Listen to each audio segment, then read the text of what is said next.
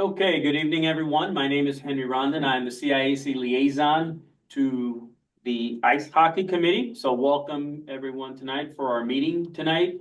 Again, what we will be doing is we will be going over our new NFHS rules, going over again some regulations for CIACs themselves, a little bit about our state tournament and how you should be preparing yourself, and of course, the upcoming season. So again, my name is Henry Rondon. I am the CIAC liaison. I would ask that throughout the meeting, if you keep yourself muted, if you have any questions, please put them in the chat and we will answer them in the order that we would get them. Also, please note that the meeting is being recorded. So we will put this meeting on our site so that you can see it at a later date, or if you'd like to show it to someone else or your whole team coaches, you can feel free to do so. First of all, I'd like to begin the year with wishing everyone good luck this season when you start practicing, when you start playing. And again, we are more than happy and excited for the 2024-2025 season as it approaches. I hope that you are. Again, I will speak to our first, our student athletes.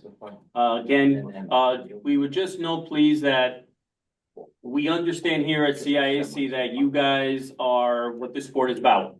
We are excited for your season. We're excited for you. For those of you who are entering your last season, we want you to make the most of it. We want you to play hard. But one of the things that we are most proud of that happened last year, and you should be, and coaches, congratulations, we did not have one team last year that was on probation. So that is, again, outstanding work by yourselves, the coaches, the student athletes, and really noting that, yes, you want to go out hard, compete, play as hard as you can, but at the same time that you want to comport yourself or represent your school communities as best as you can. So again, we want you to thank you for doing that. And we want you to continue to do that this year. We want you to be hockey to be about you. It's a great sport. Continue to be a great ambassador for the sport, a great ambassador for your school community. We are extremely excited that that happened last year, and we want that to continue for you. So I am very excited to go out and watch some games in a few weeks. Hopefully everyone's going to get themselves ready and play as hard as they can. So with that being said, I'd like to introduce the chair of the Ice Hockey Committee, Mark Landa, who is the principal of Brookfield High School. Thank you, Henry. Appreciate the introduction. I don't have a ton to really say before I kick it off to the two other people in the room up at CAAC that you really want to hear from. Joe Morel, who is our tournament director, and Murphy Ciccelli, who represents our officials. And then we also have Mr. Sal Folo, who's here representing the Coaches Association. I will remind everybody, if you are just joining, for those of you that are coming on late, make sure you mute your microphones when you come in. I just want to say what a pleasure it is to serve on this committee as the chair. I served on it several years prior to becoming the chair last year. And it's been a wonderful experience. I reiterate what Henry said, in terms of the sportsmanship piece. It was amazing to see. We kind of threw a challenge down last year when we started this meeting, the coaches and captains meeting, where we said we know we can see our student athletes not get those misconducts and those major penalties. While it happens occasionally, you really stepped up. So I really am appreciative of all the efforts that you put in to really shore up the reputation of this game. It's a fantastic sport to play. I'm very lucky to serve on this committee with all the other coaches. There's a bunch of coaches here I see today. Also, there's other representatives from athletic directors and across the state that are proud to serve with us as well. So I just wish everybody the best of luck this season. I'm looking forward to seeing some games. And we have a fantastic tournament planned already that Mr. Morel, I'm sure, will talk about a little bit at CAS-CIAC, what a wonderful facility that is. And we're really excited to get the season moving forward. So best of luck to everybody, to the coaches and captains. Give it your best. And I will turn it over back to Mr. Rondon. Thank you. And thank you for serving as our chair and representing our sport as well as you do. At this time, we'll move over into our rules portion of this meeting, and Murph will take over and take us through our new rules and some points of emphasis that we would like to stress. Good evening, all. The first new rule really isn't new to us, but there's just more language to it this year. It's no longer a neck guard, it's a neck lacerator protector. Everybody's been wearing them, so it's fine. So the only difference this year is that if it does happen to fall off during play, you have to get off the ice. If you continue playing without it on, you're gonna get a penalty. We as officials do not want to have to call this as a penalty, but it's just we're just safety. We don't want anybody getting hurt. Same thing, the goalies have to wear the neck lacerator protector along with the plastic flapper coming off their mask. There's two styles that you can wear. You can wear the traditional one that goes around your neck and you Velcro it in the back, or the more popular one, which we're all fans of, is the one-piece shirt, which protects your wrists and your neck. Just when you're looking at those, just make sure that they're BNQ certified. So if you're buying the shirts that are a neck guard with the sleeves, just make sure it's certified, because that's basically it's Kevlar around the neck, and it's a nice one-piece shirt. It's easy, you don't have to worry about it falling off. Obviously, you don't have to wear those if you wear the other style. Make sure that the Velcro is clean and stays on all the time. If you come into the face-off circle and you don't have it, you're just going to be sent off as you normally would. As I said, if it's during play and it falls off, you're gonna get a couple yells, get off. We don't want you involved in play without your neck guard on.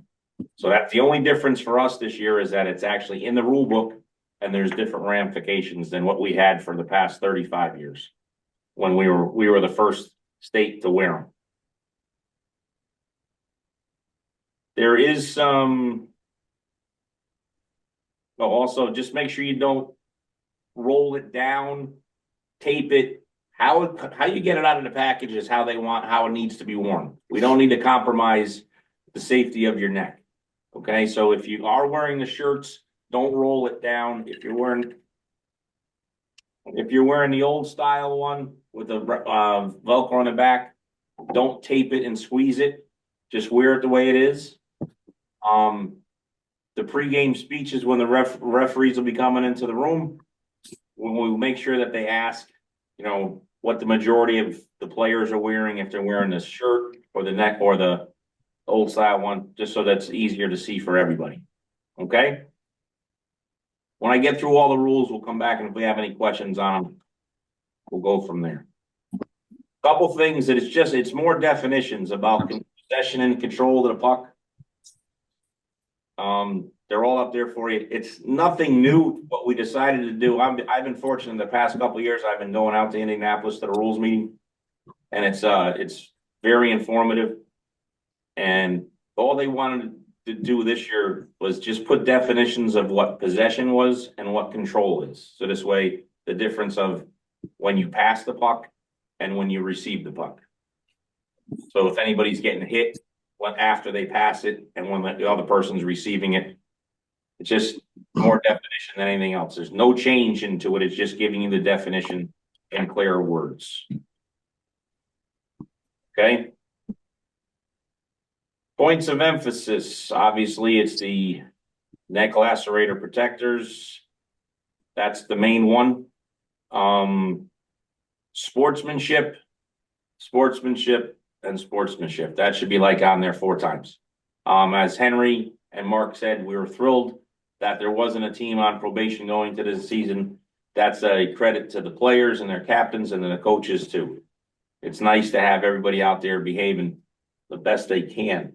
So while we're on that note, just so everybody does know, there isn't anybody on probation, so you don't have to worry about how many majors, misconducts, and DQs you can get. But for those, now that everybody isn't, 5 disqualification penalties, 5 DQs, and you're eliminated from the tournament.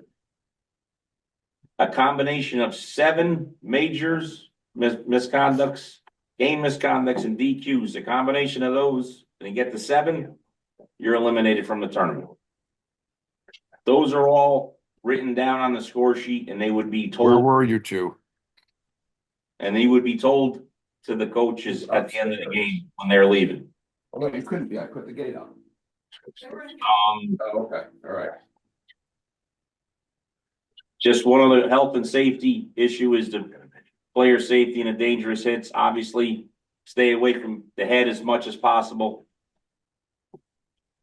Obviously, no fighting. Defenseless player, blindside hits, that's basically was the emphasis of the possession and control. And also, if you see people's numbers, do not hit them. If you got to wrap them up, wrap them up. But if you see anybody's big number, the big 12-inch numbers, don't pound them into the boards. Have a respect for everybody. Have respect for the goaltenders.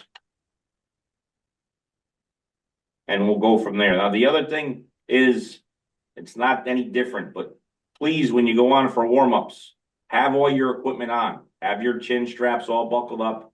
Have everything on like you're going to play the game. That's how you're going to go through warm-ups. We got any questions, Henry? There's one question in the chat. Murphy it. says, yeah, what if the puck carrier's neck laceration protector falls off during the play or during a back check 1v1? How will the situations like that be handled? The way the rule is written, that we don't want him involved in the play, it's going to have to, it's going to have to get off. And I understand the question, but it also is that in that same situation, if the player in front of him happens to fall down, his skate kicks up, gets that player in the neck when he doesn't have his neck guard on, what's going to happen there? I think we have to caution on the side of safety instead of, unfortunately, a chance of a goal. I understand it's a little odd, but we don't want anybody getting hurt.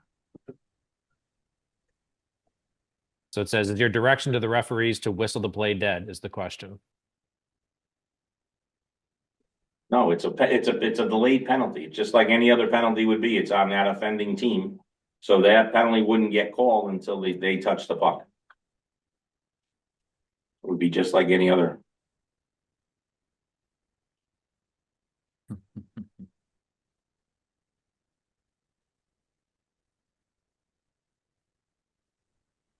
That's why we're stressing to make sure that the neck guards that you're wearing, make sure that the Velcro is good, or if you're wearing the one piece, you don't even have to worry about it. It's probably the best $75, $80 you can spend. It's better to spend more money on that piece of equipment than it is on the crazy sticks you're buying.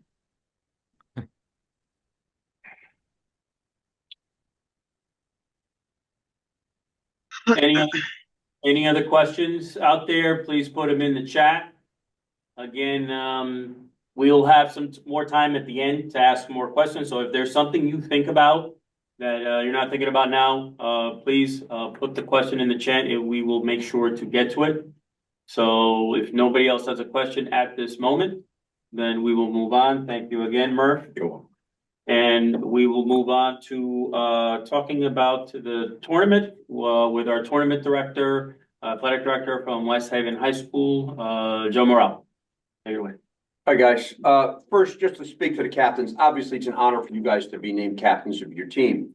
But with that comes a little bit of a duty for you guys. Yep. You know, we need you guys to be leaders. You're captains because we need you to lead. Lead with your mouth guards in, your neck guards on. Don't come on the ice with that stuff off. Help the referee in the locker room. Make sure players help your coach. Everybody got their neck guard on. Everybody got their mouthpiece. I've been an advocate in practice. You're on the ice in practice for an hour, hour and a half. You're in a game. You're on the ice for 15 minutes. People get hurt in practice. Wear the neck guards in practice. Help your coach with that. That's really important. Okay, so please. Saying that, great news. Obviously, we're back this year at CAS-CIAC. They treat us really well. For those that had the opportunity to play there last year and last couple of years, you know what it's like. It's a special feeling stepping on the ice, the scoreboard, everything going on. They do a fabulous job. Great news. We've been trying since we've been here. The tournament will now, the state championship game will now be held on Saturday or Sunday, depending. So it's no more during the week. That's something that we've really worked hard to get it.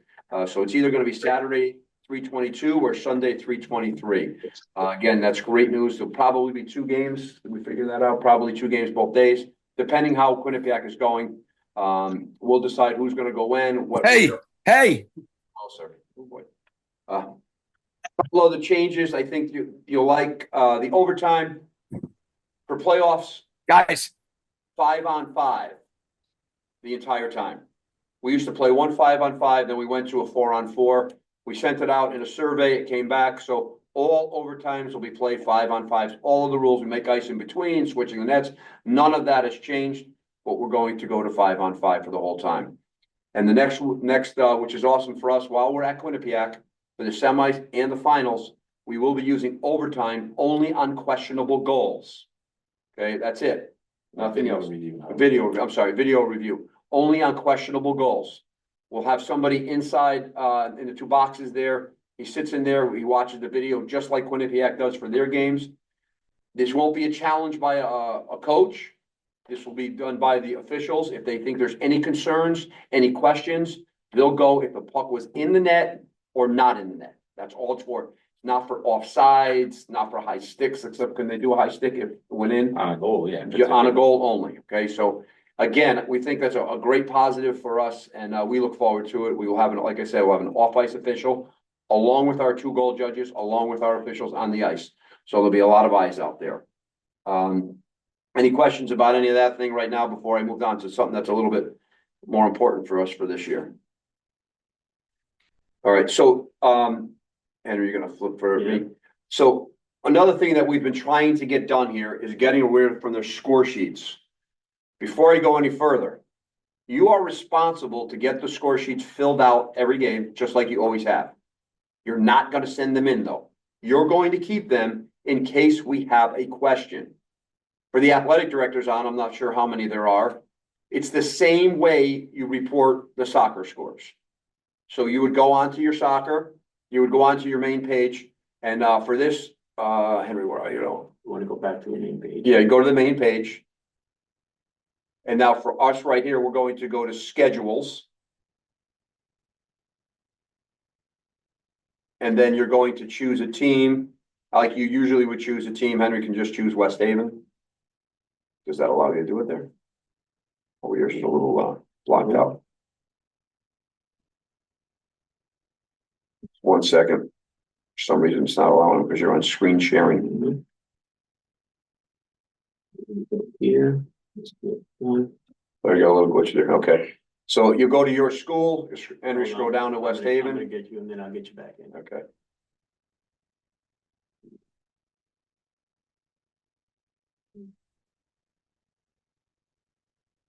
So we'll do West Haven.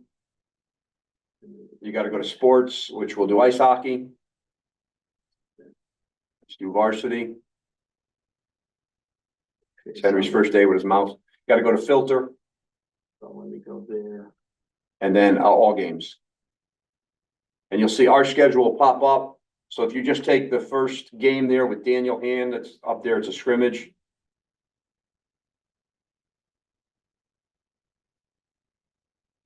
Okay. Get that screen sharing. Okay, so the little looks like a keyboard there. You'll click on that when you want to report the score of your game. It's that simple. You'll just put in the score of the game and then hit save. Doesn't get any easier than that. We're going to hit cancel right now because obviously that game. Then the little flag there, you hit the flag. This is how you're going to report any major penalties. If it's not a 2-minute penalty, it needs to be reported. It's that simple. If there's issues from that point on, we'll figure it out. But anything more than a 2-minute, a 2 and a 10 needs to be reported. It's anything in there. So on this one, you're going to go down to, again, I think you're stuck up there, Henry. That's why. Sorry, guys. He has that screen sharing thing there. That's why it's blocking things. This is how you're going to report the score. The major penalty.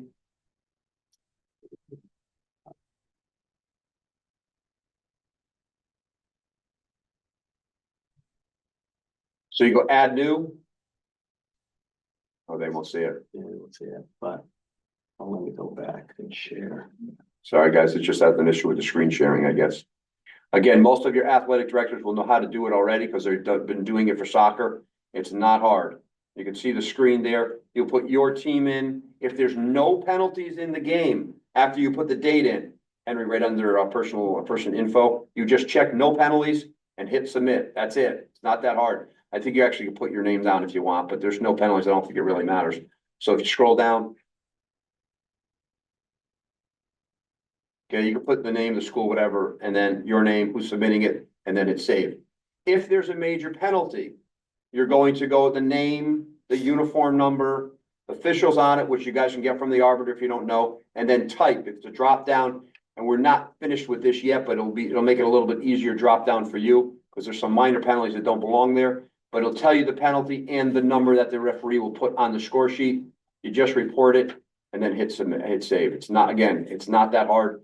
Your athletic directors are doing the same exact thing for soccer. You still need to report your disqualifications the way you used to. So if a kid gets a DQ, you need to do it here because we got to count it as the major penalty. And then also in the eligibility center, Henry, you can go to that on the side there. Like that. And you scroll down and you can see it's going to say hockey penalties. It's just a different way of doing what we just did. And then disqualifications, scroll down, Henry, you get down to disqualifications. Now you went to hockey, it's okay.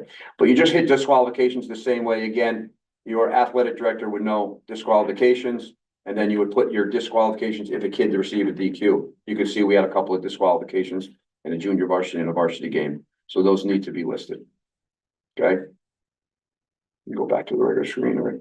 I know it seemed like a lot, but again, most of your ADs know how to do it already. It's very simple once you learn how to do it. None of my coaches had issues. It's very simple. Any questions that need to be addressed now before I just go to the last few things that I have? And I know that's not really for our captains, but again, it is important because we do a lot of work at the end of the year, and it gets a little messy trying to read forms, getting schools to bring their forms to us or mail them in. We're always at this table, around this table, hoping that we can get the sheets in before the final minute. Saying that, coaches, remember, if you do get DQ'd as a coach, you have to sit for 2 games. There's a few other rules you might want to read about in the packet. Everything is laid out in the packet. Also, last thing I'll tell you guys as coaches, only games against member schools counts. So be careful if you're going to a tournament. A member school has to belong to their state organization. Like if we're in a tournament and all of a sudden Hamden Hall, we wind up playing them, Hamden Hall is not in our state association. The game will not count. So if you're going to tournaments and out of state and the winner plays a winner of the next game, make sure those winners are state, they're owned by their state. Otherwise the game's not going to count for us. So you got to do a little homework on that to make sure you're cleared. Because again, you can go from 20 games to 19 games really quick. Okay. I don't think it happened. Yes, it didn't happen in hockey. Yeah. So again, just be careful of that. All right. I have nothing else. If there's any questions, feel free. Good luck this year. I can't wait to get out there and see you guys playing.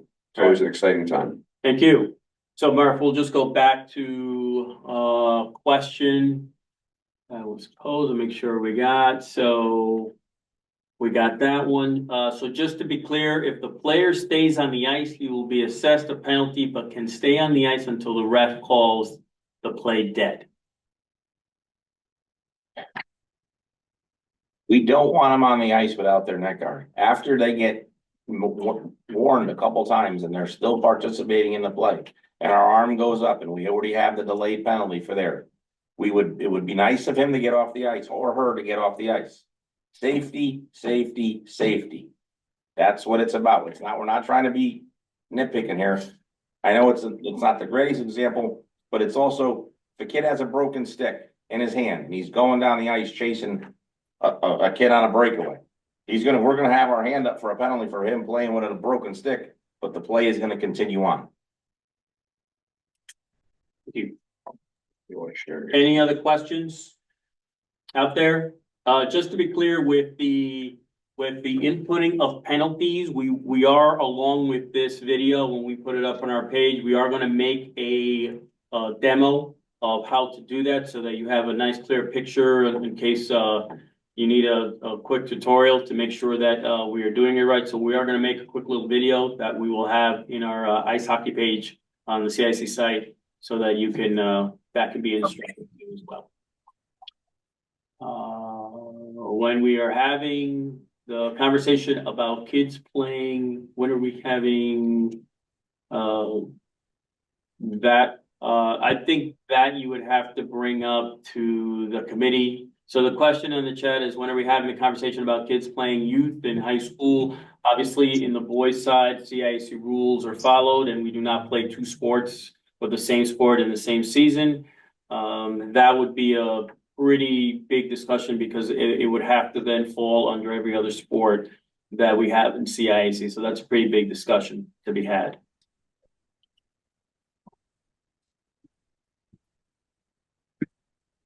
Has anyone looked into using game sheet versus the manual game sheets? Youth hockey does that, correct? We've talked about it. I don't think we're there yet. And I'm not sure, maybe you guys, some of you guys, when we get into it, can help us out with it, with the youth hockey. If rinks don't have a proper internet, everything downloads after. I'm not sure how all that works, but I think we're making a step in the right direction right now, at least going with an online version of reporting the penalties, which is going to be huge for us. Yeah, I think it was a big first step doing this penalty report piece. We have certainly talked, I think Greg Maxey a while back, we talked about looking into some different we talked about looking at some other options for things that we could do electronically. But I think starting here with the online penalty reports, then we can certainly reassess. The committee it's always on our mind, and we'll talk about it certainly at upcoming meetings for upcoming years, but we're sticking with what we got for now.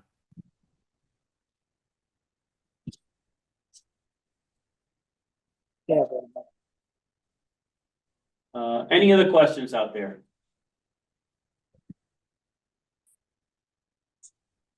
Okay, like I said, this meeting is recorded and will be posted on the page. Again, we'll also work on a demo video for the videos to make sure, for the penalties, excuse me, to make sure that those are inputted correctly. So definitely look for that information. Again, from us here, definitely good luck this season. Can't wait to see you guys out there.